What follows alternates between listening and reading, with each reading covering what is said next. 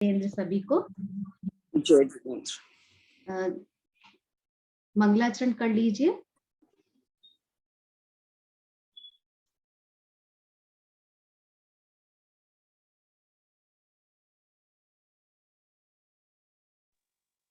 जय जितेंद्र सबको।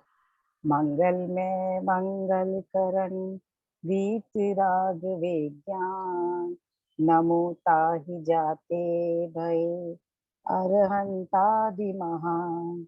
करि मंगल करि हूँ महा, ग्रंथ करन को काज। जाते मिले समाज सब, पावे निज पद राज, पावे निज पद राज। बुक दिख रही है आपको? Yes ma'am. हाँ जी। हाँ, तो हम लोग मोक्ष मार्ग प्रकाशक ग्रंथ का तीसरे अध्याय की चर्चा कर रहे हैं और चर्चा हमारे अंतिम चरणों की तरफ बढ़ रही है। पंडित टोडरमल जी के बारे में मैं थोड़ा सा बोलना जरूर चाहती हूँ हर क्लास में, क्योंकि वो महिमा में आनी ही चाहिए कि कितना महान ग्रंथ है। टोडरमल जी कोई आज के नहीं हुए हैं विद्वान, करीब 300 साल पहले के हुए विद्वान हैं। और दौलत राम जी, पंडित दौलत राम जी इनके बाद में हुए हैं, और बनारसी दास जी के बाद में हुए हैं पंडित टोडरमल जी, है ना। तो ये हमको विद्वानों की श्रृंखला, इनका क्रम, इनका टाइम पीरियड पता होना ही चाहिए। अब ये टोडरमल जी कितने बड़े विद्वान थे, कितना ज्ञान था इनको, ये हमने, हालांकि ये सब हमने पहले के सेमेस्टर्स में इस सब के संबंध में पढ़ा है, लेकिन फिर भी हमें याद कर लेना चाहिए कि इन्होंने बहुत सारे, जैसे कहते हैं, टीकाएं लिखी हैं। और टीकाएं भी किस पे? कुछ संस्कृत वाले ग्रंथों पे और कुछ प्राकृत वाले ग्रंथों पे। जो जो संस्कृत के ग्रंथ थे, आत्मानुशासन और पुरुषार्थ सिद्धियोपाय, इन दोनों ग्रंथों पर पंडित टोडरमल जी ने टीका लिखी है। और फिर जो प्राकृत के 4 ग्रंथ थे, गोमटसार जीव कांड और गोमटसार कर्म कांड और फिर लब्धिसार और शपणासार, इन चारों के ऊपर उन्होंने, ये प्राकृत के ग्रंथ, इन चारों पे टीका लिखी। और फिर उन चारों को, क्योंकि एक दूसरे से रिलेटेड थी ये, तो इनको एक दूसरे के, जैसे कहते हैं ना, स्टडी के अंदर हेल्पफुल जान करके उनको उन चारों टीकाओं को मिलाकर एक बुक में डाल दिया, सम्यक ज्ञान चंद्रिका के नाम से, सम्यक ज्ञान चंद्रिका। और मोक्ष मार्ग प्रकाशक ग्रंथ तो हम पढ़ ही रहे हैं, जिसके अंदर कितना जबरदस्त वर्णन आता है, किस तरह की उनकी शैली है, प्रश्नोत्तर शैली के अंदर अपनी बात को प्रस्तुत कर रहे हैं। और एक इनका रहस्यपूर्ण चिट्ठी के नाम से भी इनके मिलता है, एक चिट्ठी इनकी, तो उसको लास्ट में ऐड कर दिया गया है मोक्ष मार्ग प्रकाशक ग्रंथ में, वो भी आपके कोर्स में रहेगा। और एक और इन्होंने ग्रंथ लिखा, अर्थ संदृष्टि अधिकार, मतलब उसमें चार्ट के माध्यम से विषय को प्रस्तुत किया गया है। तो ये तो इनके बारे में हुआ, कि टोडरमल जी के बारे में, कि किस तरह से इतने बड़े विद्वान, इतने विषयों के ज्ञाता, उनका ग्रंथ हम पढ़ रहे हैं। तो वो जो बात लिख रहे हैं, ऐसे ही नहीं लिख रहे हैं, वो अपने ज्ञान से लिख रहे हैं। ऐसा नहीं है कि कुछ भी मन में आए जो लिख रहे हैं।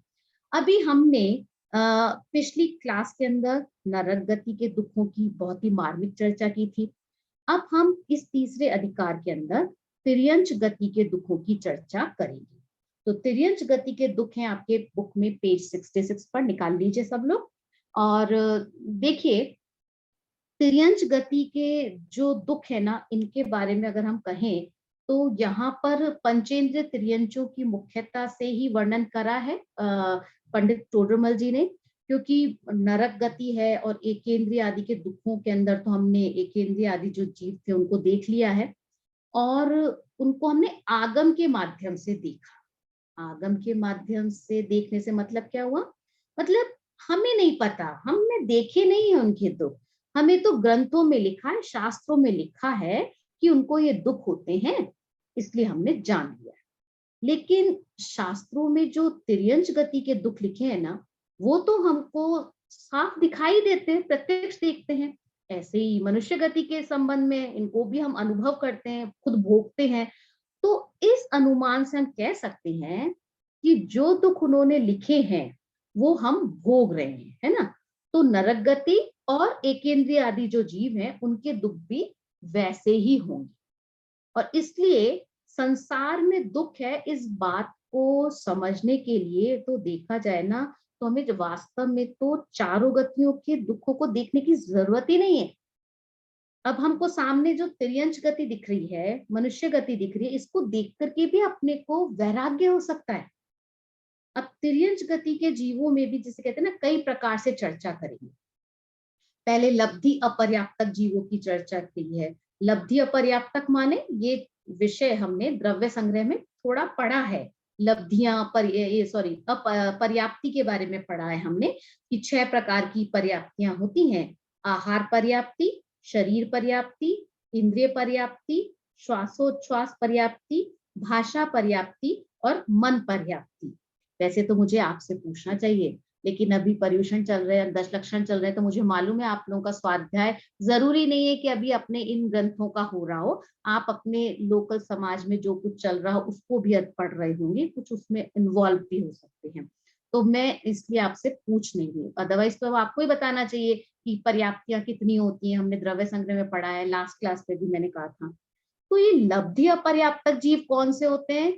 जिनकी लब्धि नहीं हुई, जिनको प्राप्त नहीं हुई। क्या नहीं प्राप्त हुई? पर्याप्ति। जिनकी 1 या 2 पर्याप्ति पूरी नहीं होती है, उनको लब्धि अपर्याप्तक जीव कहते हैं। ठीक है। अब पंडित जी ने कहा कि इनकी चर्चा क्या करें। अब वो तो श्वास के 18वें भाग में जन्म मरण करके खत्म हो जाता है, अब उनके बारे में क्या कहें। लेकिन एक चीज का ध्यान रखना कि उनके त्रस नाम कर्म का उदय होता है। नाम कर्म के उदय से ही तो होता है ना जन्म, फिर जाति का भी उदय होता है। उनकी पर्याप्ति पूरी नहीं हुई और उससे पहले ही वो मर गए, तो इसका मतलब ये नहीं है कि उन्हें दुख नहीं है। पंडित जी कह रहे हैं कि उनके दुख को भी एक केंद्रीय के समान ही जानना। मतलब जैसे दुख एक केंद्रीय को होता है, वैसा ही इनको होता है, और वे ही भोगे और केवली जाने, ऐसा समझ लेना। क्योंकि मरण जल्दी होने का मतलब ये थोड़ी कि उनके दुख के अंदर कोई कमी आ गई है। ठीक है। तो ये सारी चर्चाएं से सब स्टार्ट करेंगे। चलिए आप इसको पढ़ लीजिए। कौन पढ़ रहा है तिर्यंच गति के दुख? मैं पढ़ती हूँ। हाँ पढ़िए। तिर्यंच गति के दुख। तथा तिर्यंच गति में बहुत लब्धि अपर्याप्त जीव हैं। उनकी तो उच्छ्वास के 18वें भाग मात्र आयु है, तथा कितने ही पर्याप्त भी छोटे जीव हैं, परंतु उनकी शक्ति प्रकट भासित नहीं होती। उनके दुख एक इंद्रियवत जानना, ज्ञानादिक का विशेष है, सो विशेष जानना। तथा बड़े पर्याप्त जीव कितने ही सम्मूर्छन हैं, कितने ही गर्भज हैं। उनमें ज्ञानादिक प्रकट होते हैं, परंतु वे विषयों की इच्छा से आकुलित हैं। उनमें बहुतों को तो इष्ट विषय की प्राप्ति है नहीं, किसी को कदाचित किंचित होती है। हाँ, ये कदाचित किंचित वर्ड हमने बार बार पढ़ा है, अभी इसकी चर्चा करेंगे। अब देखो, लब्धि अपर्याप्तक जीव की तो हमने चर्चा कर ही ली है। फिर क्या कहा? कितने ही पर्याप्त छोटे जीव हैं। मतलब पर्याप्तक जो जीव हैं, जिनकी पर्याप्ति पूरी हो गई है, वो भी इतने छोटे हैं कि दिखाई ना दे, है ना। अब जैसे हमको पानी की बूंद के अंदर ही जीव हैं, हमको कहाँ दिखाई देते हैं? अब जैन धर्म तो कहता है असंख्यात जीव हैं, और विज्ञान भी मानने लगा है, वो 36,000 कुछ संख्या बताते हैं। लेकिन उसको हम बिना माइक्रोस्कोप के तो नहीं देख सकते ना। तो ऐसे ही बहुत सारे जीव ऐसे हैं जो छोटे हैं, उनकी शक्ति हमको दिखती नहीं है। तो पर उनके दुख कैसे जानना? एक इंद्रिय के समान जानना। ठीक है। और उनका ज्ञानादिक का विशेष है, सो विशेष जन, अगर उनके अंदर ज्ञान आदि विशेष है, मतलब इंद्रिय ज्यादा है, तो उनका विशेष प्रकार से उनके दुख को जान लेना। तथा बड़े पर्याप्त जीव कितने सम्मूर्छन है। अब पर्याप्तक जीव भी सम्मूर्छन होते हैं। सम्मूर्छन मतलब पता है किसी को?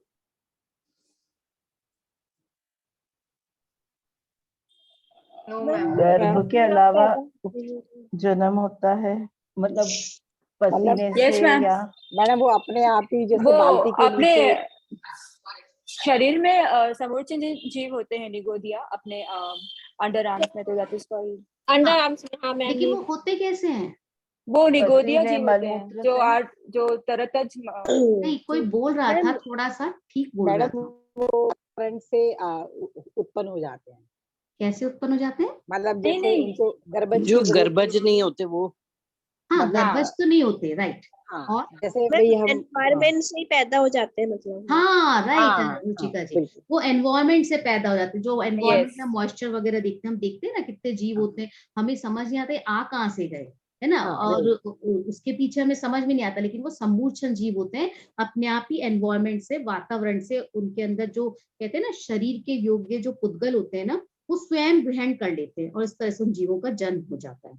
तो जो बड़े पर्याप्तक जीव हैं, जैसे हाथी, घोड़ा, कुत्ता, बिल्ली, बिच्छू आदि जो भी हैं, है ना, इनमें कुछ बड़े हैं और कुछ छोटे हैं।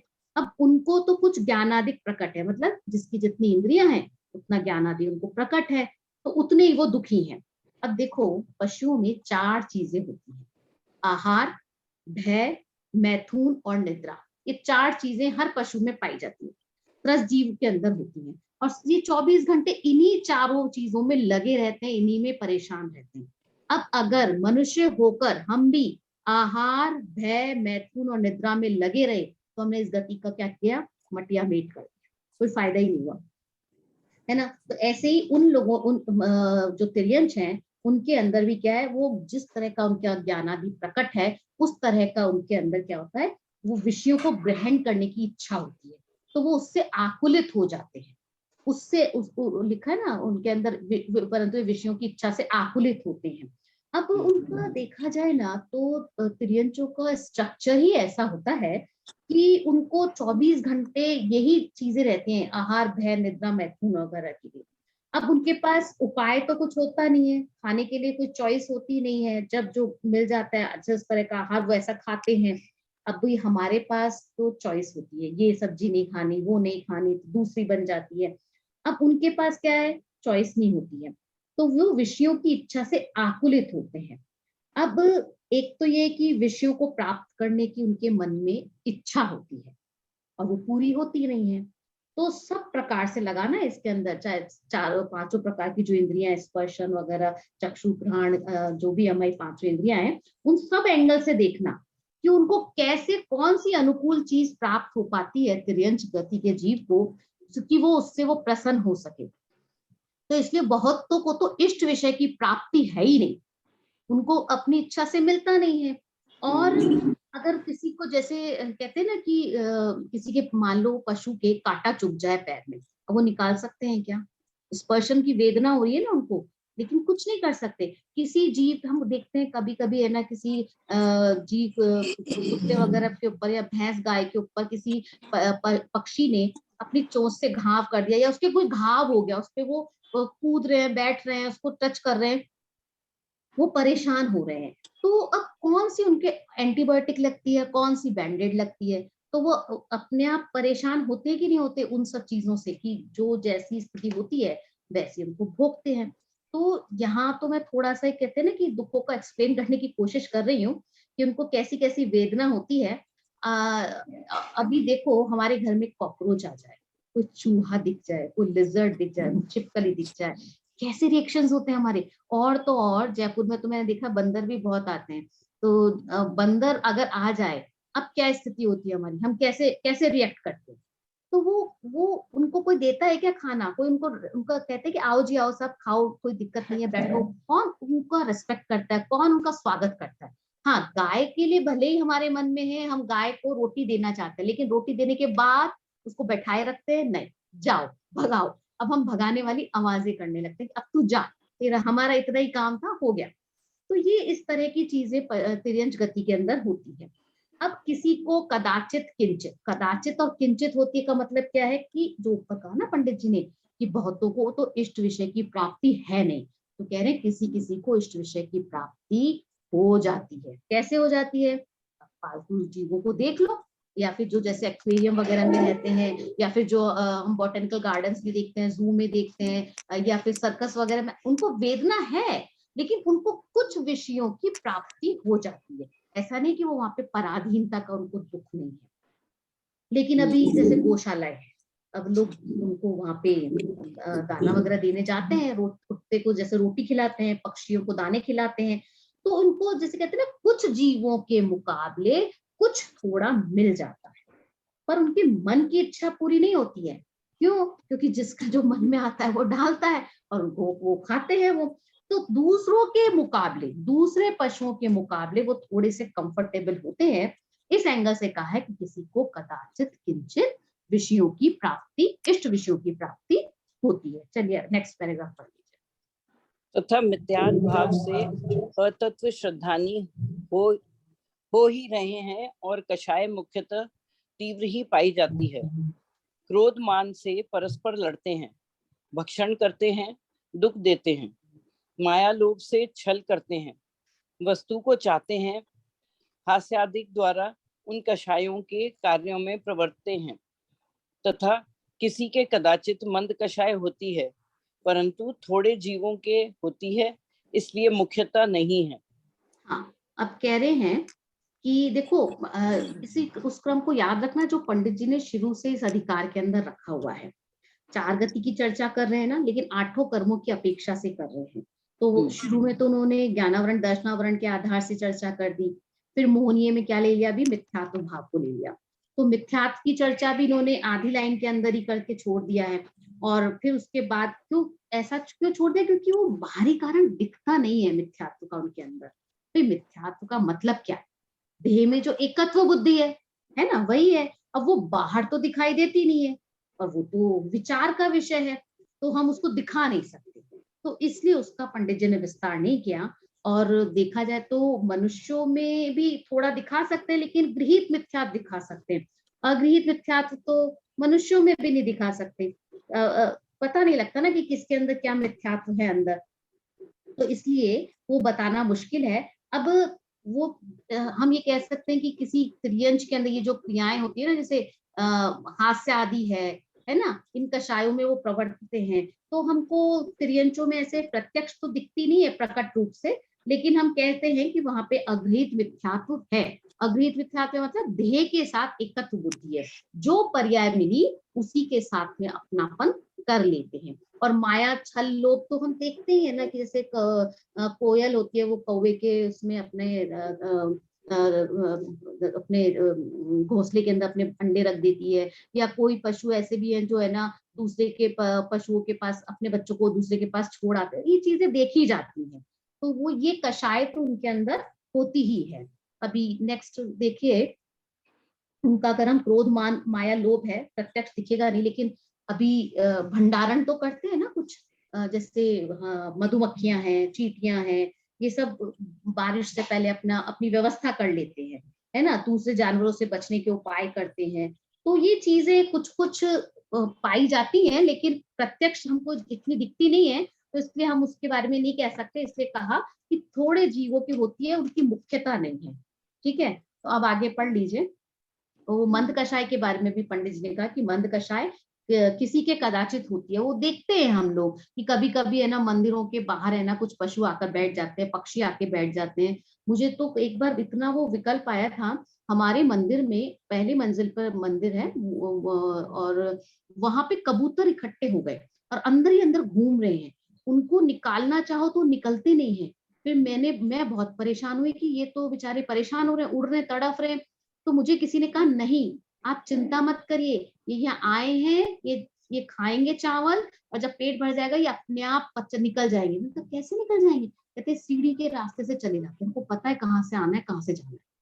तो अब वो वहां पे जो आ रहे हैं, तो हो सकता है ना किसी का कोई ऐसा मंद कषाय का उदय होता होगा, तो वो अंदर आता है, जिनेंद्र देव के सामने बैठता है, जो वहां पे चर्चा या पूजा पाठ हो रही है वो सुनता भी होगा।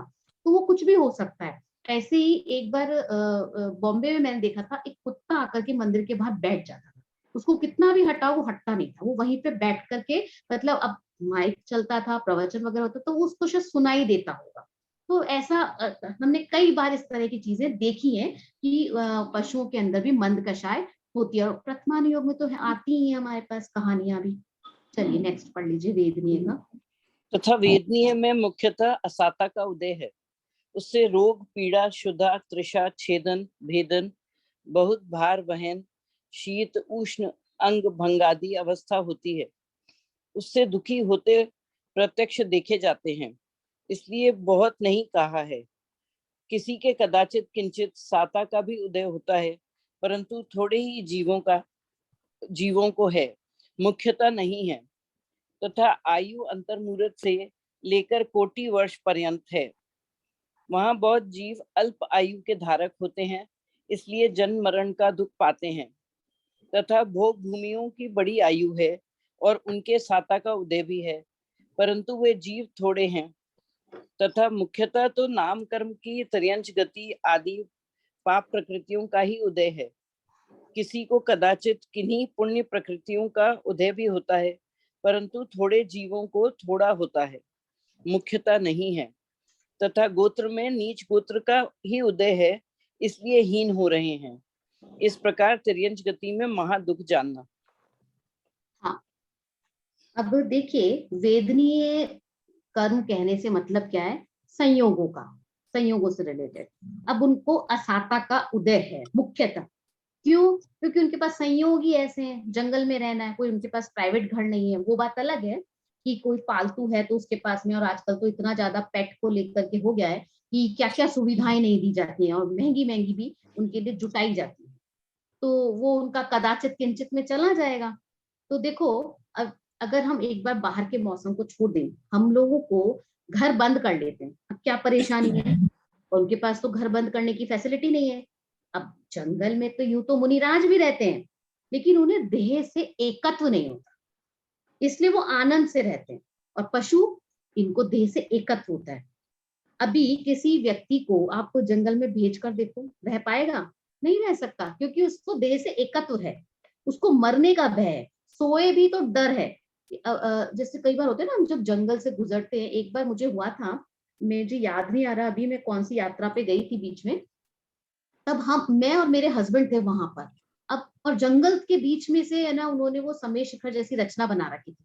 अब वो वहां पे बंदर भी घूम रहे हैं। अब हमें ये समझ नहीं आ रहा कि कल को कुछ प्रॉब्लम हो जाए तो हमें कोई देखने वाला नहीं, कुछ बताने वाला नहीं। अब चांस की बात है कि हम में से दोनों में से एक जना गिर भी गया।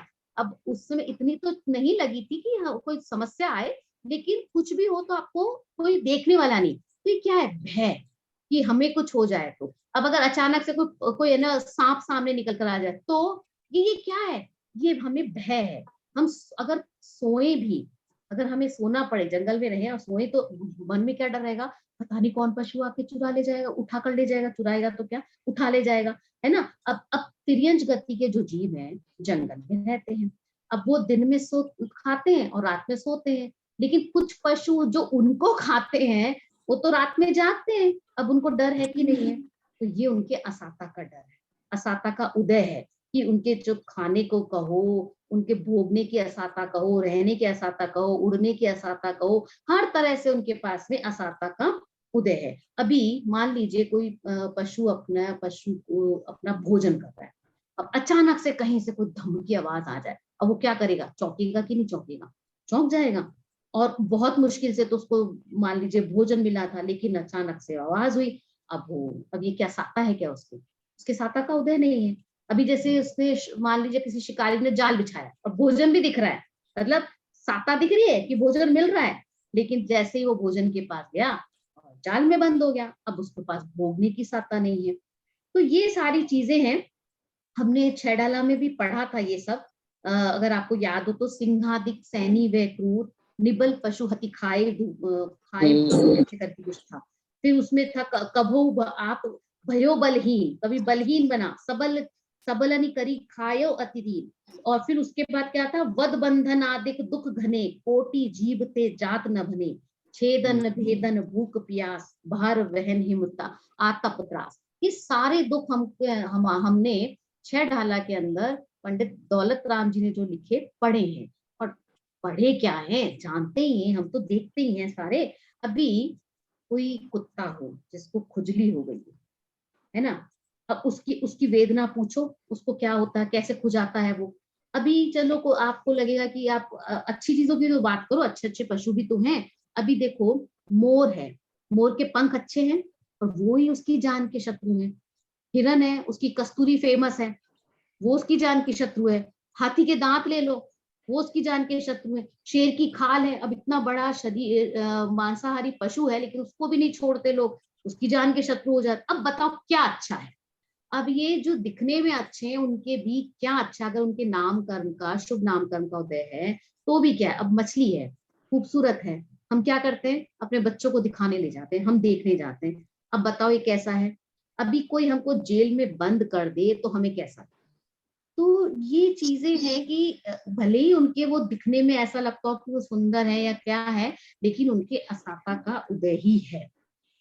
अभी हमारे घर के अंदर ही है, चींटी आ जाती है, मच्छर होते हैं, इन सब के प्रति हम कैसे कैसे बिहेव करते हैं, कैसा व्यवहार करते हैं। जो बारिश के अंदर लाइट में कीड़े आ जाते हैं, तो क्या क्या होता है इन सब का। अभी जैसे कोई पशु है, आप हाईवे पर देख लीजिए, वो रोड क्रॉस कर रहे हैं, कितने जीव मृत्यु को प्राप्त हो जाते हैं। होता है कि नहीं होता? अभी कुत्ता अगर हमारे दरवाजे पर आकर बैठे, कितने लोग उसको सराहेंगे कि हाँ भी बैठा है, बैठा है। कितने लोगों को तो डर होता है। मेरी मम्मी के घर के बाहर एक कुत्ता अक्सर बैठा रहता है, और वो जो जानता है ना उनको तो कुछ नहीं कहता, जो नहीं जानता उनके ऊपर लपक जाता है, उनको काट ही लेता है। अब हमें तो नहीं जानता, तो हमें क्या रहता है, इसको भगाओ तभी हम अंदर आ सकते हैं। और वहां पे उनको जिनको पहचानता है उनको कुछ नहीं करता। तो अब बताइए, हमने जब जैसे ही कोई उनके घर आ रहा है तो वो क्या कह रहे हैं, भगाओ। वो उसका सत्कार नहीं कर रहे, तो हटा रहे हैं ना उसको। तो ये उन सबके क्या है, उनको किसी भी तरह का, जैसे कहना चाहिए ना कि साता का उदय नहीं है, और किसी न किसी तरह से उनको कोई ना कोई दुख ही होता है। और फिर वापस से यहाँ पे कहा है कि कदाचित किंचित किसी के साता का उदय हो, परंतु थोड़े जीवों को होता है। अब कितने जीव पालते हैं, कितने हैं? थोड़े से ही तो हैं, सबको तो नहीं पालते ना। तो इसलिए उनके पास में साता का उदय नहीं होता है। अब अगर आयु की बात करें हम, तो आयु भी क्या है, अब अंतर्मूर्त से लेकर के कोटि वर्ष तक, कोटि वर्ष तक जब हम कहें तो स्वयंभू रमण तक के जीवों की आ जाती है, उनकी करोड़ों वर्ष आयु होती है, वहां के स्वयंभू रमण जो द्वीप वगैरह है। तो और कितने जीव तो ऐसे होते हैं जो 24 घंटे की आयु वाले ही होते हैं, उसमें ही खत्म हो जाते हैं।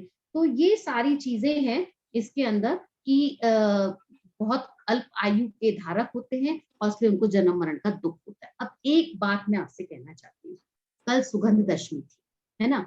और जगहों का तो मुझे नहीं आइडिया है, जयपुर का मुझे आइडिया है, वो भी मैंने जो शादी से पहले देखा था।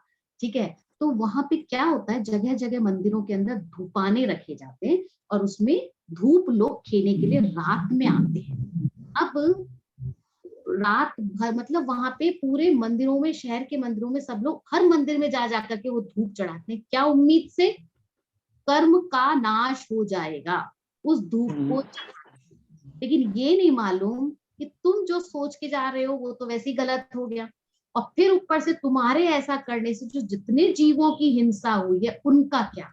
हमने ये चीज पहले भी पढ़ी थी कि बहुत मुश्किल से विकलत्रय भी धारण होता है।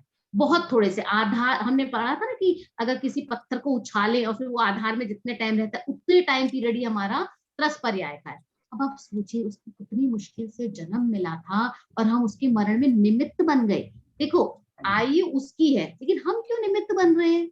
हमने क्या किया? सेम इसी तरह से यहाँ पर हैदराबाद में हमारे मंदिर में हुआ, महाआरती के नाम से एक आयोजन हुआ।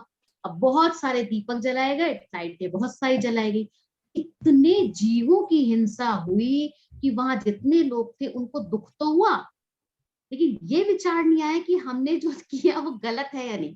बस ये लगा कि हमारी वजह से इतने जीवों की हिंसा हुई है, तो हम प्रायश्चित स्वरूप एक माला का जाप करें। आपने तो एक माला का जाप किया, लेकिन उन्होंने तो जन्म खो दिया।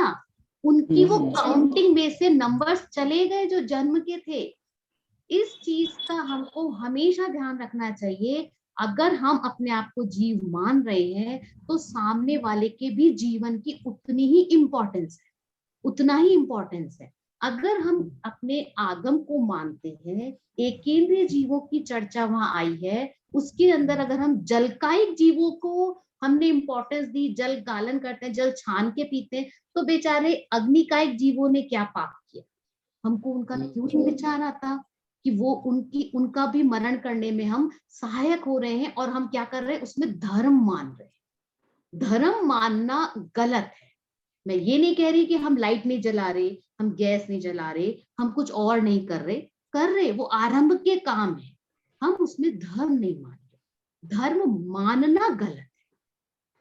जहां भी कहीं इस तरह का काम हो उसमें धर्म माना है, तो वो आपने क्या किया, आगम के विरुद्ध ही काम है, क्योंकि विचारने की बात है, इसमें किसी को कहने सुनने जैसा कुछ नहीं है, स्वयं का अपना विवेक है कि हमें क्या करना चाहिए, कैसे करना चाहिए। कितनी बार ऐसा होता है कि हम दुविधा में पड़ जाते हैं जब इस तरह का होता है, तो हम उसी समय गए और वहां पे ये सब माहौल होता है, लोग खुश हो रहे हैं, भले ही जीवों की हिंसा हो रही है फिर भी खुश हो रहे हैं। क्यों? क्योंकि उनको लगता है कि हम आरती करके गुणगान कर रहे हैं, पुण्य कमा रहे हैं। और आप गए, आपके आगे भी कहा जाता है कि लीजिए आप भी करिए, और हम हाथ जोड़ लेते हैं। तब ऐसे में क्या हो जाता है, आपको बुरा समझा जाता है। तो बुरा समझा जाता है तो समझ लो, कर्म का उदय, कर्म का बंध किसके होगा? जो करेगा उसके होगा। हाँ, अनुमोदना का दोष तो हमको भी लग जाए, क्योंकि हम तो वहां पे सहज रूप से चले गए थे और हम वहां थे, हम देख रहे हैं। लेकिन मन में जो आपके दया का भाव रहा है, वो आपको उस अनुमोदन के दोष से भी बचा सकता है कि ये हम कर क्या रहे हैं, क्या हो रहा है, ये हमको विचारने की बात है। ये सब ये नहीं है, इन सब के लिए मैं ये नहीं कह रही हूँ कि किसको करना चाहिए, किसको नहीं करना चाहिए। ये अपने अपने विवेक का निर्णय है। क्यों? क्योंकि हम इस चीज को समझ रहे हैं कि बहुत मुश्किल से ये आयु मिलती है, बहुत मुश्किल से निगोद से जीव निकलता है, और निगोद से निकलने के बाद भी हम किसी के मरण में निमित्त नहीं बने। ठीक है मैडम बिल्कुल मैडम, कल बड़ा मंदिर में मैं गई हूँ, वहां पे देख रही थी, बड़ा दुख हो रहा था, सब लोग इतना अच्छा, दिल्ली में भी ऐसा है? बहुत ज्यादा, मतलब कल वाकई में पहली बार बहुत दुख हुआ देख। हाँ, मतलब इतनी एक्चुअली वीर हिंसा हो पता रही नहीं थी। क्यों मुझे ऐसा लगता है कि 10 लक्षण के दिनों में हमें शांति से एक ही जगह बैठना चाहिए। पर अधिकतर मैंने देखा, लोग जैसे सुगंध दशमी के नाम से हर मंदिर में जाकर दर्शन करते हैं। मुझे लगता है 10 लक्षण के बाद करो दर्शन, वो बेटर है। बिल्कुल क्योंकि आप जितना गमन करेंगे, उतने जीवों की हिंसा आपसे होगी, और शाम को हम प्रतिक्रमण करेंगे, सामायिक करेंगे, है ना। ये थोड़ी है कि आप है ना पहले तो उनको मार कर आ रहे हैं और अब क्यों जा रहे हैं अनावश्यक। जहां जरूरत नहीं है उसको मत जाइए। 10 दिनों में जितना संयम पाल सकते हैं उतना पालन कीजिए। जहां आपकी नहीं चलती उसकी चिंता मत करिए, जहां चलती है उसको तो कोशिश कर सकते हैं ना। अनावश्यक क्यों जाना? हमने कितने सारे पंचम गुण स्थानवर्ती के प्रतिमाओं के अंदर हमने बहुत सारी चीजें पढ़ी हैं। हम कर सकते हैं, जितना चाहे उतना कर सकते हैं, और जितना हो सकता है उतना तो करने का प्रयास करना चाहिए। देखिए, जैसे कहीं कुछ समस्या है, डायबिटिक है, गैस्ट्रिक है, एसिडिटी है, कुछ ऐसी प्रॉब्लम्स हैं, कुछ मेडिसिन लेनी है, तो ठीक है, एक बार खाने के बाद दूसरे भोजन के बीच में जो अंतराल है, उतने समय का तो नियम ले सकते हैं। उतना तो हम कर सकते हैं कि अब मैं इतने घंटे के बीच इस बीच में अन्न जल का त्याग करती, है ना। वो कुछ तो नियम, कहीं ना कहीं संयम को हम ग्रहण कर सकते हैं, तो वो हमको विचार करना चाहिए। अब देखो, उनकी आयु जब हमने पढ़ी है, और कि उनकी आयु अधिक नहीं होती है, और ये सब चीजें पता है अभी आप जब हम उमा स्वामी, आचार्य उमा स्वामी का ग्रंथ तत्वार्थ सूत्र पढ़ेंगे ना, तब आपको फिर से ये सब बातें चर्चा चाहिए, सब रिपीट होने वाला है। और 10 लक्षण के दिनों में तत्वार्थ सूत्र का पाठ करना, ये लोगों के अंदर एक मान्यता है कि 10 दिनों के अंदर 10 अध्यायों का पाठ कर लेना चाहिए। टोडरमल स्मारक से हर 10 लक्षण में पाठ भी किया जाता है। करीब 2 से 2:30 बजे के आसपास कुछ रहता है, और फिर 3 बजे से इस पर चर्चा की जाती है। बहुत अच्छी चर्चा चलती है वहां पर। मतलब जिसे कहते हैं ना कि चीजें ख्याल में आती है, एकदम स्पष्ट हो जाता है। वहां पे जो भी विद्वान लेता है, बहुत अच्छे से इसकी चर्चा करते हैं हर 10 लक्षण के अंदर, तो वो लाभ ले लेना चाहिए। क्योंकि सारा कुछ हमको हम धीरे धीरे आगे बढ़ रहे हैं।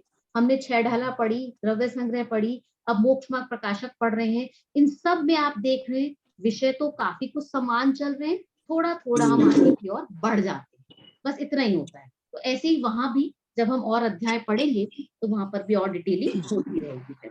तो अब हमको ये समझना है कि हमने ये नरक गति के दुख तो पढ़े, तिर्यंच गति के दुख पढ़े, तो क्या करना? ठीक है, हमको कोई तिर्यंच दिखेगा, हम उसके प्रति दया का भाव रखेंगे, है ना। इसकी बात नहीं है यहाँ पर, उसके ऊपर ऐतराज भी नहीं है। आपको दया तो होगी ही होगी। हम जिस तरह के जीव हैं जैन धर्म के अंदर, हमें सहज ही तिर्यंचों के प्रति एक दया भाव होता है। वो कोई करवाना नहीं पड़ता या कोई कहने से नहीं होता, सहज ही होता है। किसी भी जीव को देखकर, किसी को दुखी अवस्था में देखकर हमें अब हमारे परिणाम पिघलते ही पिघलते हैं। लेकिन पंडित जी का ये प्रयोजन नहीं है कि आपके हृदय में दया उत्पन्न करें। तो क्या पर्पस है, किस लिए ये बताया जा रहा है, क्यों ये चर्चा की जा रही है? ये समझने के लिए कि जो जीव नरक गति में, तिर्यंच गति में आए, क्यों आए, ये कुत्ता बिल्ली क्यों बने हैं, इनकी ऐसी दुर्दशा क्यों हुई है? क्यों हुई है? क्योंकि इन्होंने अपना स्वरूप नहीं समझा, क्योंकि इन्होंने अपनी आत्मा की आराधना नहीं की है। आत्मा की आराधना नहीं करेंगे तो क्या करेंगे?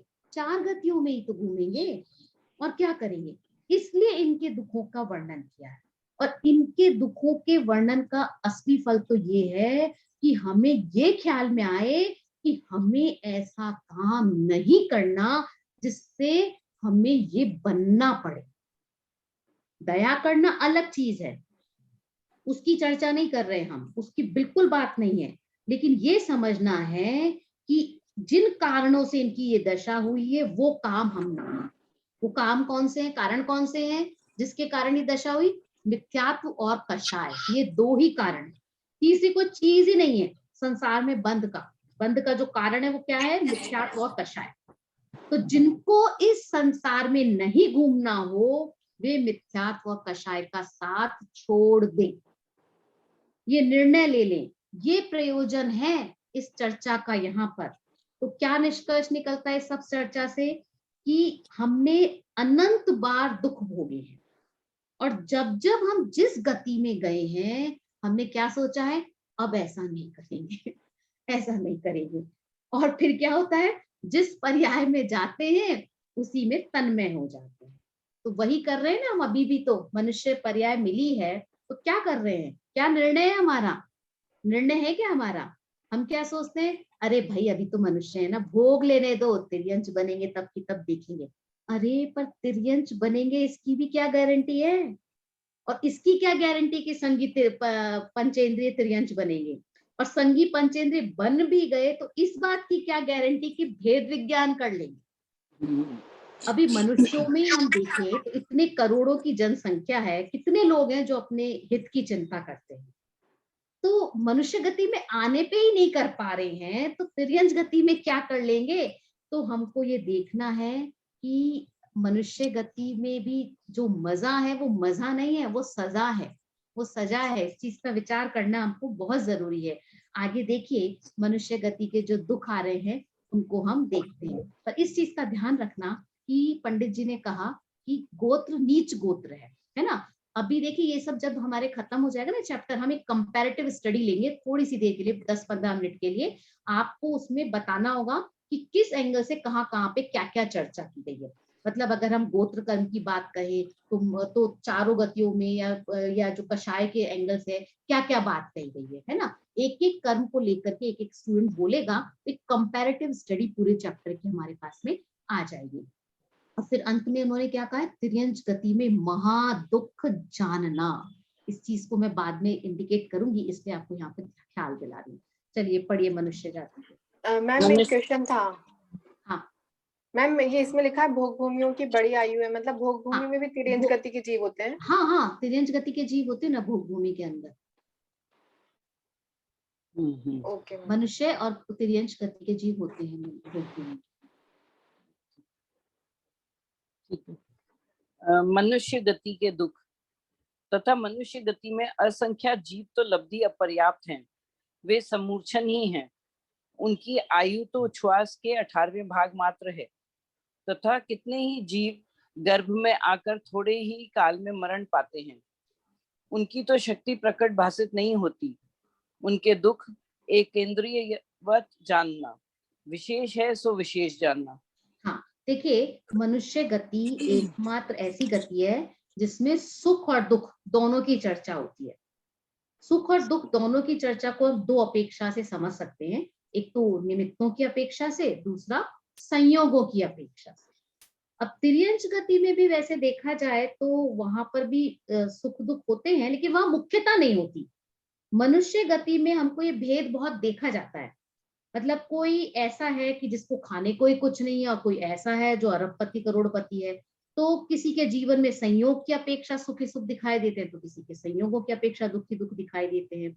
और फिर देखा जाए तो मनुष्य गति ही एक ऐसी गति है जिसमें अगर जीव चाहे तो अपना कल्याण कर सकता है, अपने भले का उपाय कर सकता है। अब अगर आपको ख्याल में हो तो एक बार चर्चा हुई है हमारी कि सम्यक दर्शन चारों गतियों में हो सकता है। सम्यक दर्शन चारों गतियों में हो सकता है, लेकिन सम्यक चारित्र सभी गतियों में नहीं। तो तिर्यंच गति में 5वें गुण स्थान तक जीव जा सकता है, लेकिन 6वें में नहीं जा सकता। इसलिए मनुष्य गति में ही जीव चाहे तो अपने सुख का साधन कर सकता है। अब चारों गतियों में केवल एकमात्र मनुष्य गति है जिसमें जीव को सुखी होने का रास्ता दिखाई देता है। वो चाहे तो अपना कल्याण कर सकता है। अब यहाँ पर मनुष्य गति के अंदर पंडित जी ने लब्धि अपर्याप्तक जीवों की चर्चा की, जो सम्मूर्छन है ना। और ये एक केंद्रीयवत उन्होंने बात भी कह दी कि जो हमने पहले चर्चा करी है और जो पहले तिर्यंच गति में चर्चा की है उसको यहाँ पर वैसा ही समझ लेना, उसके लिए विशेष कहने की अब आवश्यकता नहीं है। अभी देखो, हमने पहले भी पंडित जी ने कहा था कि भाड़ में से जैसे चना निकल करके बाहर आता है तो दुर्लभ है, मनुष्य गति दुर्लभ है। अगर आपने उत्तम तप धर्म की पूजा पर ध्यान दिया हो दयानंद राय जी की, तो उसमें आता है ना कि उत्तम तप सब माही बखाना, कर्म शैल को वज्र समाना, बसियो अनादि निगोद मंझारा, भू विकलत्र पशु तन धारा, धारा मनुष्य तन महादुर्लभ, सुकुल आयु निरोगता। तो ये हमको समझना है कि ये हमको ये जो जन्म मिल रहे हैं ये बहुत दुर्लभता से, और उसमें भी फिर हमको सारी अनुकूलता मिलना, जिनवाणी सुनने को मिलना, सच्चे देवशास्त्र गुरु का समाधान मिलना, इनका समागम होना, ये बहुत दुर्लभ है और ये विशेष पुण्य से मिलते हैं। तो एक बात बताइए, जो चीज जितनी दुर्लभ होती है वो उतनी कीमती होती है कि नहीं होती है? बताइए। Yes. लेकिन पानी बताइए, पानी है, हवा कीमती है कि नहीं है? लेकिन फ्री में मिल रहा है तो कीमत ही नहीं है। अभी जिन देशों में पानी फ्री में नहीं मिलता है उनसे पूछो पानी की वैल्यू क्या है। जब उनको लगता है कि अरे पानी, कोई चीज धोनी है तो भी पानी खरीद के लाना है, कार भी वॉश करनी है तो पानी खरीद के लाना है, उनको पानी की वैल्यू है, हमें वैल्यू नहीं है, क्योंकि वो सरलता से मिल रही है ना। तो यही चीज का इवन मैंने कई बार देखा कि जो लोग विदेशों में रहते हैं ना, उनको धर्म जानने की बहुत ज्यादा उत्सुकता होती है, उनको हर फेस्टिवल, हर चीज को करने की उत्सुकता ज्यादा होती है, क्योंकि वहां पे उनको लगता है कि वो मिस कर रहे हैं। और जो इंडिया में होते हैं वो परवाह ही नहीं करते कि ठीक है ना, देखने को मिल रहा है, हो रही है, मिल रही है, चले जाएंगे, हो जाएगा, दिख रहा है, उनको वो वैल्यू नहीं होती। और वहां उनको बहुत मुश्किल से ये सब चीजें मिलती हैं। तो कितनी जगहों पर तो ऐसे भी है कि लोग 10-10 दिन के लिए होटल में जाकर के ठहरते हैं अपनी व्यवस्थाओं के साथ में। मुझे दुबई में एक साधर्मी मिली थी, उन्होंने कहा था कि वो 10 दिन में एक होटल में जाकर के पूरा परिवार ठहरता है और अपने खाने पीने के अरेंजमेंट्स लेकर के जाता है, क्योंकि होटल का तो खा ही नहीं सकते 10 दिन में, और मंदिर के पास जाकर ठहरते हैं। क्यों? क्योंकि वो अबू धाबी में रहते थे, वहां से मंदिर दूर पड़ता था, तो रोज सुबह शाम मंदिर आना पॉसिबल नहीं है, तो इसलिए वो वहां जाकर ठहरते थे। और हम कितना कर पाते हैं? हमें परवाह ही नहीं होती है। तो जो चीज सरलता से मिलती है ना, उसकी वैल्यू नहीं होती। और लेकिन हमको समझना, ये हमको दुर्लभ जन्म मिला है, बहुत महंगा है, बहुत पुण्य खर्च किया है हमने, अब हमारा पुण्य क्षीण हो गया है और अब आगे का क्या होने वाला है, तो उसका हमको विचार करना चाहिए कि ये जो पर्याय मिली है बहुत मुश्किल से मिली है, हमको जो अनुकूलताएं मिली है समझना चाहिए। नरक गति में अनुकूलता नहीं मिलती, दुखी दुख है। तिर्यंच गति में अनुकूलता नहीं है, दुखी दुख है। देव गति में अनुकूलता मिलती तो है, पर वो उल्टे प्रकार की, वो अपना हित नहीं कर सकते। मनुष्य गति ऐसी गति है जहां पे मनुष्य अपना हित कर सकता है, इसलिए इंपॉर्टेंट है। अब ये जो लब्धि और पर्याप्त, अब वो तो जन्म कितना सा टाइम के लिए होता है, वो तो चले ही जाते हैं, तो उनकी गिनती कर नहीं रहे। पंडित जी कह रहे कि अब उनके लिए अब हम क्या कहें, लेकिन इम्पोर्टेंट बात क्या है कि उनका एक जन्म मुफ्त में चला गया। मुफ्त में चला गया मतलब उपयोग नहीं कर पाए ना, मरण ही हो गया। तो काउंटिंग के जन्म होते हैं और वो हमने उसमें से एक माइनस हो गया और हम उसका उपभोग नहीं कर पाए, भव मिला लेकिन उपभोग नहीं कर पाए, तो हमको नुकसान हो गया। तो इस चीज का हमको समझना चाहिए। आगे के 2 पैराग्राफ्स पढ़ लीजिए एक साथ। तथा गर्भजों के कुछ काल गर्भ में रहने के बाद बाहर निकलना होता है। उनके दुख का वर्णन कम अपेक्षा से पहले वर्णन किया है वैसे जानना। वह सर्व वर्णन गर्भज मनुष्यों के संभव है अथवा तिर्यंचों का वर्णन किया है उस प्रकार जानना।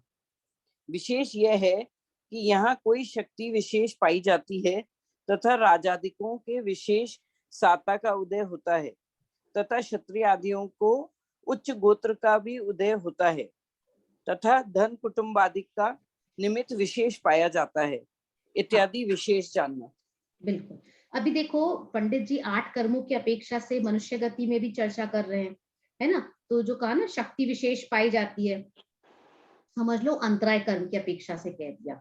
और ज्ञानावरण कर्म, दर्शनावरण को भी उन्होंने पहले वाले में आगे शामिल कर दिया, वो लब्ध्य पर्याप्तक वाली बात कह करके। अब फिर कह रहे साता का उदय, उच्च गोत्र, धन कुटुंब आदि का निमित्त, तो ये अघाती कर्म की अपेक्षा से कह दिया। अब बाकी के दुख तो सब एक से ही है, उसमें अनुकूलता क्या हो गई, फिर उनके सुख के कारण थोड़े से दिखाई देते हैं। सुख के कहने का मतलब क्या है, इंद्रियों की अनुकूलता। भाई इंद्रियों की अनुकूलता के साधन यूं तो चारों गति में है, नरक गति को गौण कर दो तो तीनों गतियों में थोड़े थोड़े तो दिखाई देते हैं।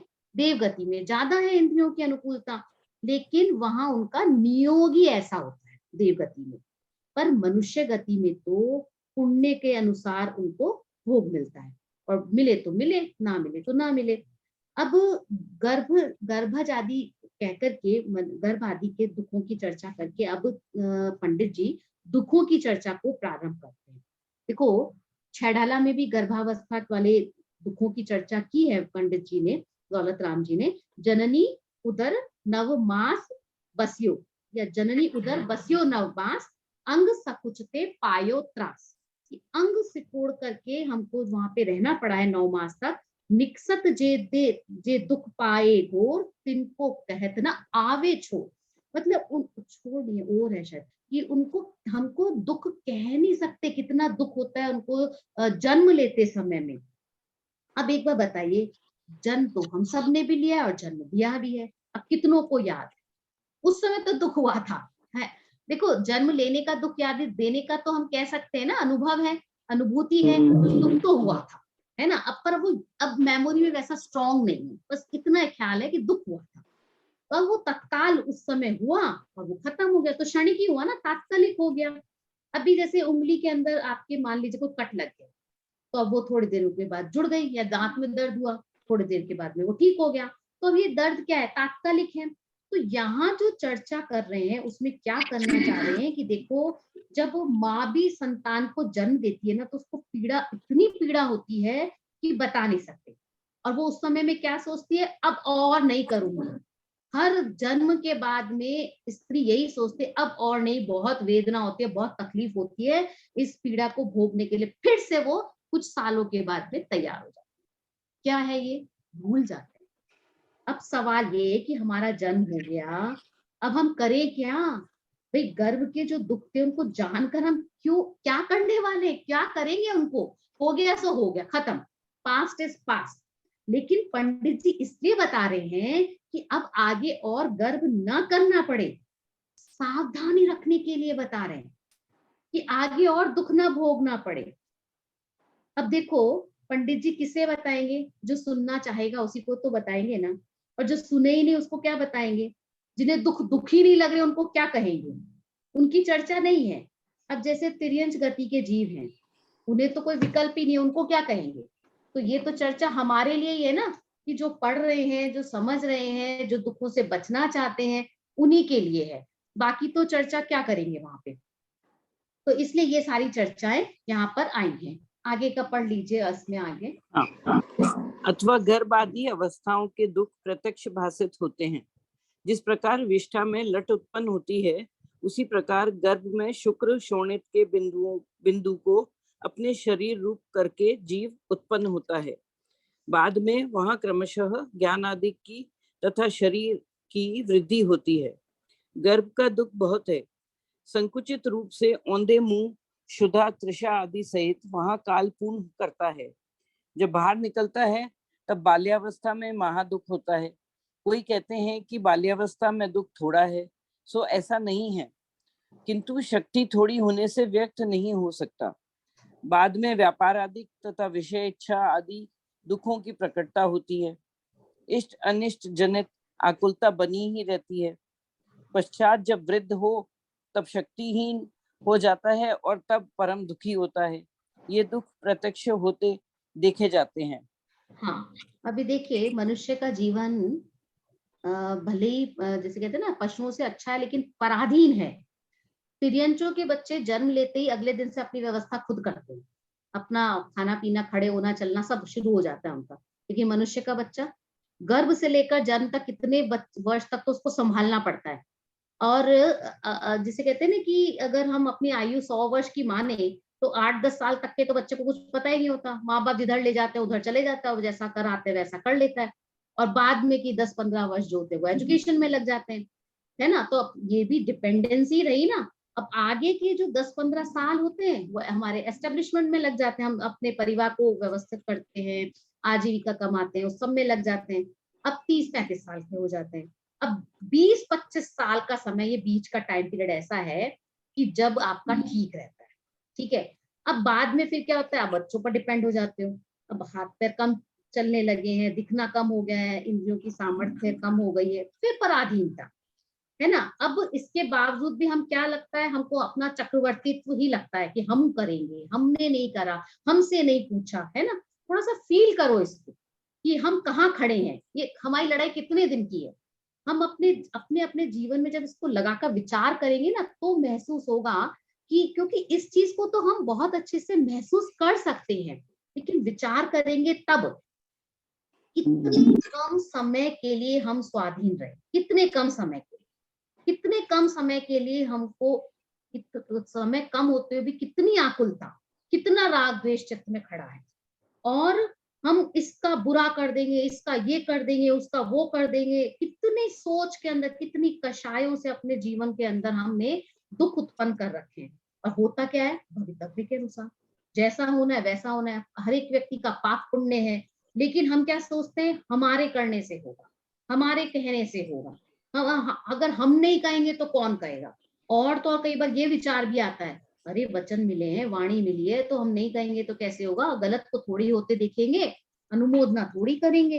लेकिन देखो, लोक व्यवहार की बातों को लोक व्यवहार के एंगल से लीजिए, लेकिन जहाँ धर्म की बात है वहां पे विचारिए कि हमको जन्म किसके लिए मिला है, किस लिए मिला है, करना क्या है, किसकी चिंता करना है। इसी खाने पीने, ओढ़ने, बिछाने, घूमने फिरने, इन सब के अंदर कितनी झिकझिक है हमारी। 10 लक्षण के समय में भी जो हमारे संयम और साधना के दिवस हैं, उनमें कितने जीव ऐसे हैं जिनका पूरा फैशन उन्हीं 10 दिनों में निकलता है। और कितने जीव ऐसे हैं जो 10 दिन किसी तरह से बिताते हैं कि 10 दिन आए हैं तो हमको संयम रखना पड़ रहा है, त्याग करना पड़ रहा है। 11वें दिन ऐसे भागते हैं जिन जिन चीजों का त्याग किया उनको खाने के लिए कि जैसे कभी मिला ही ना हो। और किस तरह से व्याकुलता होती है, आकुलता होती है, उल्टी काउंटिंग शुरू हो जाती है कि अब इतने ही दिन बचे। तो ये सब हम कर क्या रहे हैं मनुष्य गति में आकर के। अभी बचपन में थे तो हमको, अभी हम जो बड़े हो गए ना तो हमें क्या लगता है, बचपन अच्छा था, एटलीस्ट चिंता तो नहीं थी कि क्या करना है, कैसे करना है। लेकिन कितनी डिपेंडेंसी थी बाल्यावस्था के अंदर। लिखा है ना पंडित जी ने, बाल्यावस्था में भी महादुख है। क्यों? क्योंकि जैसा खिला दिया वैसा खा लिया, जैसा पहना दिया वैसे पहना दिया। ये बात अलग है, आज के बच्चे थोड़े से स्मार्ट हैं, लेकिन फिर भी आप अपनी चलाते हैं। माँ अपने स्वाद से खिलाती है, अपने स्वाद से बनाती है, तो पराधीनता है कि नहीं है। और वृद्धावस्था में देखो तो उसके दुखों को तो हम तभी फील कर सकते हैं जब वृद्धावस्था आएगी, क्योंकि बुढ़ापे का दुख बूढ़े हुए बिना हम नहीं जान सकते। हमको बूढ़े लोग जब दिखते हैं ना, तो हम कितनी बार उनकी अवज्ञा कर लेते हैं, कितनी बार उनका विचार नहीं करते, हमें उनके दुख महसूस ही नहीं होते। लेकिन जब वो अवस्था आएगी तब हमें उनकी इनसिक्योरिटी, उनके जो दुख है वो ख्याल में आएंगे। अभी हम नहीं महसूस कर सकते। लेकिन लोग कई बार कहते हैं ना, जैसे प्रेमचंद ने भी कहा अपनी कहानी के अंदर, भूमिका की कहानी के अंदर, कि बचपन बुढ़ापा बहुधा बचपन का पुनरागमन होता है। अब बुढ़ापे और बचपन को अगर कंपेयर करें तो देखो, बचपन में जो डिपेंडेंसी थी ना वो एक्सेप्टेबल थी, बच्चे को कोई प्रॉब्लम नहीं थी। लेकिन बुढ़ापे में जो डिपेंडेंसी है ना वो एक समस्या है, अब वो एक्सेप्ट नहीं होती है। बचपन में जो खिलाया खा लिया, और बुढ़ापे में इच्छा तो बहुत है पर मिलता है नहीं, खाया जाता नहीं, और अगर खाने का को मिल भी जाए तो स्वास्थ्य अलाउ नहीं करता। और बचपन में ये समस्याएं नहीं होती, तो बचपन की बात अलग हो गई। और बुढ़ापे में तो दौलत राम जी ने क्या कहा, अर्ध मृतक सम बूढ़ापनो, अर्ध मृतक सम हो जाता है वृद्धावस्था। ये हमको दुख प्रत्यक्ष दिख रहे हैं, इनकी चर्चा करेंगे अभी आगे भी पंडित जी। लेकिन देखिए, ये सब दिखते हुए भी हमको, ये प्रत्यक्ष दिखने के बाद भी हमें क्या इनका ख्याल आता है? हम क्या सोचते हैं, अभी थोड़े टाइम बाद कर लेंगे, कल कर लेंगे, अभी मेरे को ये समस्या है तो मैं ये कोर्स अभी छोड़कर ड्रॉप करती हूँ, अगले साल कर लूंगी। ये विचार आए तो आ सकता है, आता है, कईयों को आता है कि हम अभी तो अनुकूलता नहीं होगी। लेकिन मैं ये कहूंगी, मेरे पास जो स्टूडेंट्स हैं उनमें से आज कई तो हैं भी, स्ट्रगल करके भी छोड़ना नहीं चाहते। क्यों? क्योंकि उनको अपना हित भास रहा है, उनको लग रहा है कि जन्म अब बहुत कम आयु शेष बची है, कल का भरोसा नहीं है, जो करना है आज कर लो, अभी कर लो, कल का क्या ठिकाना। हम कितनी भरोसे से ये सोचते हैं ना, कल कर लेंगे, 2 महीने बाद कर लेंगे, अभी तो समरी लिखने के लिए टाइम है, अभी तो कौन सा आया है असाइनमेंट, कर लेंगे। नहीं, ऐसा नहीं कर सकते। जिस समय जो हो रहा है उस समय उसी पर विचार कर लेंगे तो वो जो विचार आएगा वो अलग तरह का होगा। जैसे आज हमको ये पढ़ना था, पढ़ के बैठे और फिर आपने सुना और फिर बाद में फिर सुना, आपके ख्याल अलग तरह से चलेंगे, विचार अलग तरह से चलेंगे, आपका तत्व चिंतन अलग तरह से होगा। और आज तो वैसे भी उत्तम तप का दिन है, स्वाध्याय से बड़ा कोई तप नहीं है, स्वाध्याय ध्यान, तो ये हम कर सकते हैं तो जरूर करिए। और आज अच्छी चीज बात है कि आज के दिन हमारी क्लास भी है तो हम स्वाध्याय कर भी रहे हैं, लेकिन अपना स्व अध्याय करिए, अपना स्व चिंतन करिए, फिर से बैठिए शाम को, ये नहीं तो कोई और सही, लेकिन कुछ विचार करिए, चिंतन करिए, ध्यान करिए। क्यों? क्योंकि बहुत मुश्किल से हमको ये पर्याय मिली है, तो इसके अंदर हमको अपना भला करना ही चाहिए। चलिए नेक्स्ट पैराग्राफ पढ़ लीजिए। हम पूरा बहुत पढ़ क्या लीजिए। कहें, मैम कुछ कोई बोल रहा है? हाँ, पूरा पढ़ दीजिए। ठीक है। हम बहुत क्या कहें, प्रत्यक्ष जिसे भाषित नहीं होते वह कहे हुए कैसे सुनेगा। किसी के कदाचित किंचित साता का उदय होता है सो आकुलता में है, और तीर्थंकर आदि पद मोक्ष मार्ग प्राप्त किए बिना होते नहीं है। इस प्रकार मनुष्य पर्याय में दुखी है। एक मनुष्य पर्याय में कोई अपना भला होने का उपाय करे तो हो सकता है, जैसे काने गन्ने की जड़ व उसके ऊपरी फीका भाग तो चूसने योग्य ही नहीं है, और बीच की पोरें कानी होने से वे भी नहीं चूसी जाती। कोई स्वाद का लोभी उन्हें बिगाड़े तो बिगाड़ो, परंतु यदि उन्हें बो दें तो उनसे बहुत से गन्ने हों और उनका स्वाद बहुत मीठा आए। उसी प्रकार मनुष्य पर्याय का बालक वृद्धपना तो सुखयोग नहीं है, और बीच की अवस्था रोग क्लेश आदि युक्त हैं, वहां सुख हो नहीं सकता।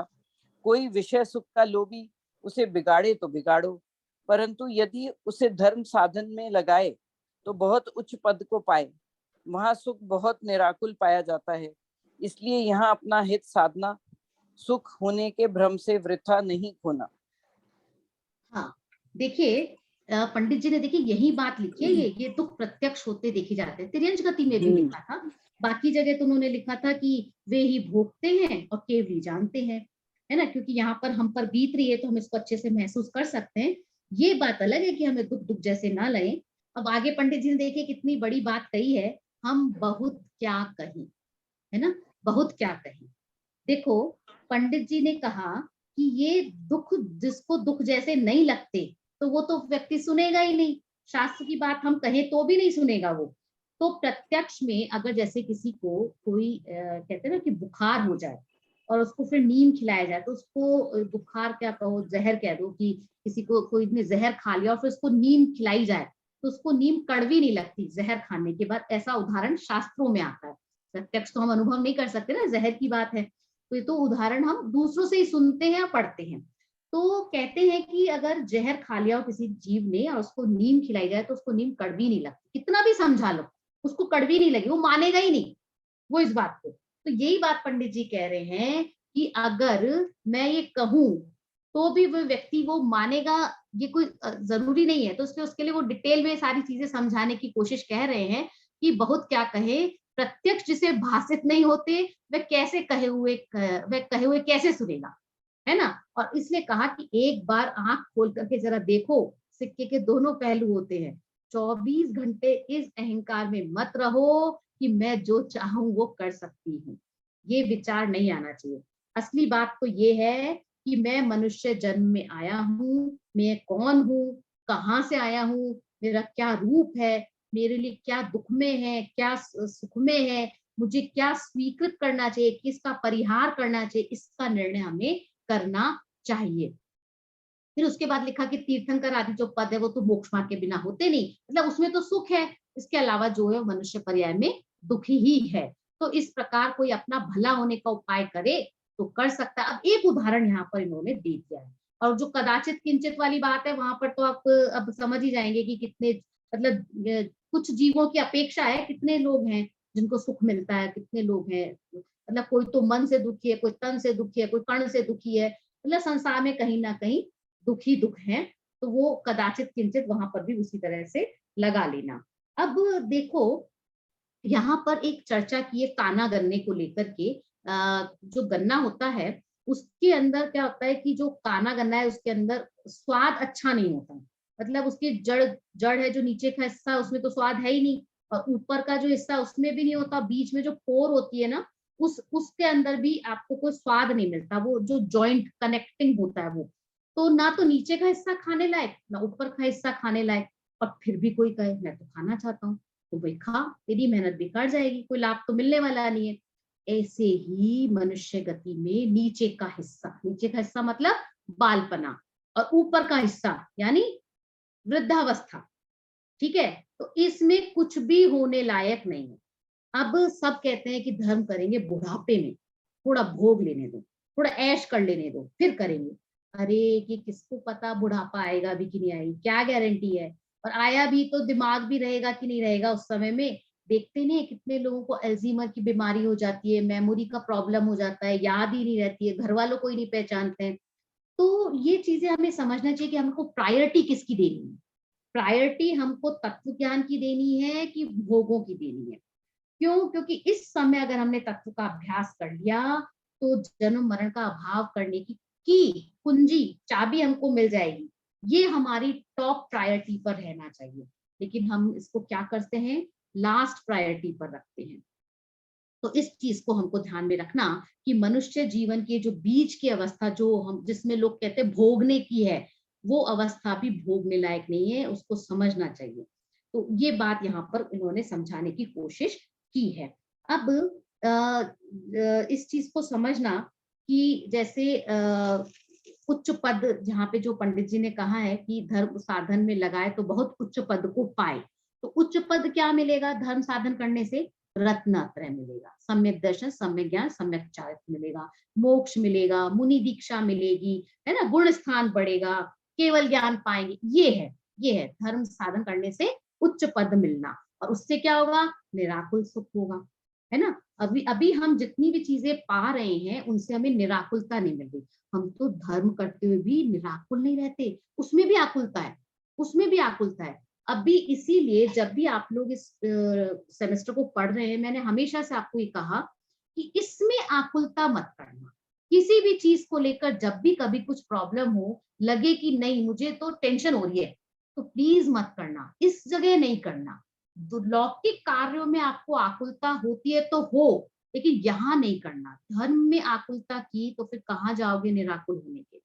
तो इस चीज को अपना समझना, ये मनुष्य गति मिली है और ये जो बीच की स्थिति की बात कही है, जिसमें काम करने के लायक जो उम्र है, जिसमें आपकी बुद्धि भी है, इंद्रियां भी समर्थ हैं, बुढ़ापा नहीं आया है, तो इस अवस्था में हमको करने योग्य कार्य कर लेना चाहिए। ये नहीं सोचना चाहिए कि हम पीछे करेंगे, बाद में करेंगे।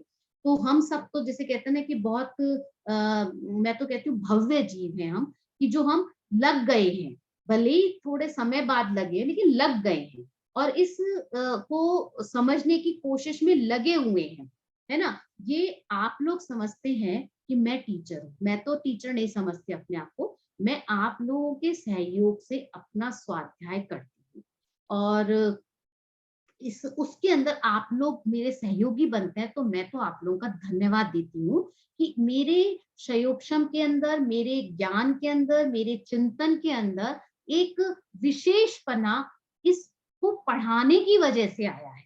क्योंकि अकेले जब हम पढ़ते हैं तो इतना चिंतन नहीं चलता। अब देखिए पंडित जी ने लिखा भी कि हम इस प्रकार के दुखों को प्रत्यक्ष जानते हैं, लेकिन फिर भी मैंने इसको डिटेल में लिया, इसलिए लिया कि हम चिंतन नहीं करते, भोगते हुए भी चिंतन नहीं करते कि हम कर क्या रहे हैं, हमें क्या करना चाहिए, कि ये मनुष्य गति हमारी व्यर्थ जा रही है, हमें संसार का भाव करना है, जन्म मरण के चक्र का भाव करना है। तो इसका प्रयत्न कैसे होगा, कहाँ होगा, हम क्या पूजा करके आ जाएंगे उससे हो जाएगा, क्या हमने स्वाध्याय कर लिया 2 घंटे के लिए तो उससे हो जाएगा, या कोई तपस्या कर ली उससे हो जाएगा। आत्मा में लगना पड़ेगा, आत्म ध्यान करना पड़ेगा, आत्मा में लीन हुए बिना कुछ नहीं हो सकता। सम्यक दर्शन की शुरुआत आत्मलीनता से, आत्मा के ध्यान से, आत्मा के ज्ञान से होती है। तो कैसे, जब तक कि हम अपने तत्वों का निर्णय सही ढंग से नहीं करेंगे, सच्चे देवशास्त्र गुरु का श्रद्धान नहीं करेंगे, देह के प्रति जो एकत्व, ममत्व, कर्तृत्व, भोक्तृत्व बुद्धि उसका नहीं त्यागेंगे, कैसे होगा। ये ऐसा नहीं है कि है ना हमको सम्यक दर्शन हो नहीं सकता। सम्यक दर्शन बहुत सरल है। सरल किस एंगल से कह रही हूं मैं आगम को साक्षी मान के कह रही कि सम्यक दर्शन इतना सरल है कि आचार्यों ने लिखा कि 8 वर्ष के बालक को हो सकता है। जब 8 वर्ष के बालक को हो सकता है तो उसका मतलब वो सरल है। करना क्या है, हमें बाहर दुनिया के अंदर कुछ भी खेल कूद नहीं करना, कुछ बनाव श्रृंगार नहीं करना, कुछ करना धरना नहीं है, सिर्फ अपने को जानना, देखना है, अपने में रमना है। तो इतना काम करने के लिए कहाँ पराधीनता है। सम्यक दर्शन पराधीन नहीं है, सम्यक दर्शन बहुत आसान है। हमको सिर्फ अपने ऊपर ध्यान देना है, हमें निर्णय करना है कि मैं आत्मा, इसके अलावा कुछ नहीं है सम्यक दर्शन में। मुझे अपना भान होना। प्रथमानुयोग की कथाएं पढ़ लो, वहां पे आता है ना, तुष्माश भिन्नम किया और है ना मुनिराज को है ना मोक्ष हो गया, और क्या है। तो हमको कोई उठा पटक की बात नहीं है यहाँ पर, हमको सिर्फ अपना निर्णय करना है, और वो निर्णय अब नहीं करेंगे तो कब करेंगे, ठीक है ना। तो ये मनुष्य गति के दुखों की चर्चा हुई। अब आगे देव गति के दुखों की चर्चा मुझे वैसे तो करनी थी, और मैंने सोचा था कि देव गति के दुखों की तो हम चर्चा को शॉर्ट में ले लेंगे, लेकिन समय हो गया है, और क्योंकि 10 लक्षण के समय का बीच का समय है, तो मैं इसमें आपका समय ज्यादा लेना नहीं चाहती। तो हम यहीं पर ही अपनी क्लास को रोक लेते हैं, और किसी को कोई डाउट है तो वो पूछिए। मैडम एक क्वेश्चन थोड़ा मैं वो पूछ लूं।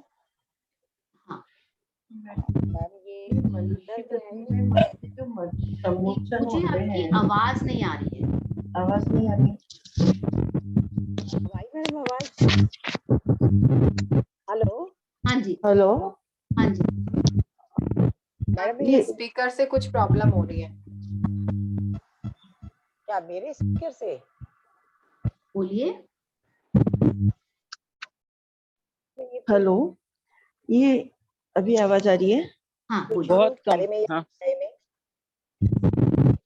ये मनुष्य गति में भी समोच्चन ही है लिखा है, तो मतलब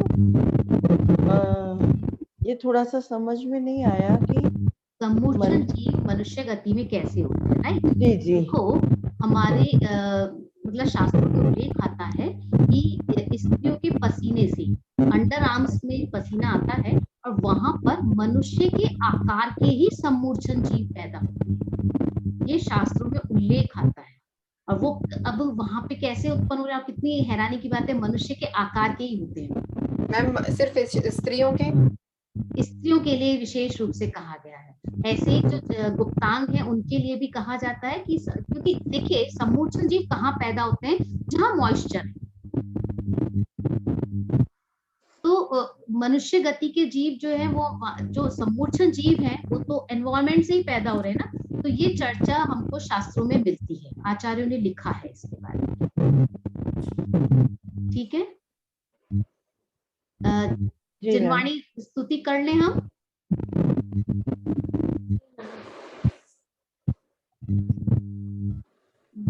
आपको अभी आवाज सुनाई दे रही है क्या? Yes, ma'am. लेकिन मैं ना अभी आपके साथ में जिनवाणी स्तुति को शेयर कर रही हूँ, उसका ऑडियो शेयर करना चाह रही हूँ। तो वो आवाज आ रही है क्या, वो मुझे बताइए। आवाज आ रही है? No ma'am.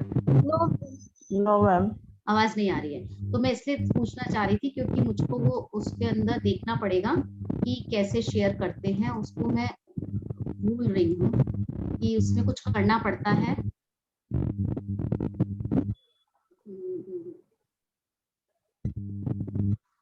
एक मिनट,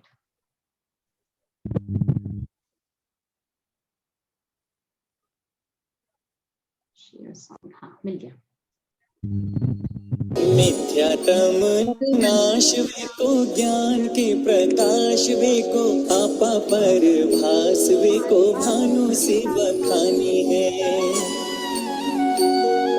छहो द्रव्य जान वेको बंध विधि भान वेको स्वपर विछान वेको परम प्रमानी है। अनुभव बताए वे को जीव के जताए वे को काहू न सताए वे को और लानी है। जहाँ तहाँ तार वे को पार की उतार वे को सुख विस्तार वे को यही जिनवानी है।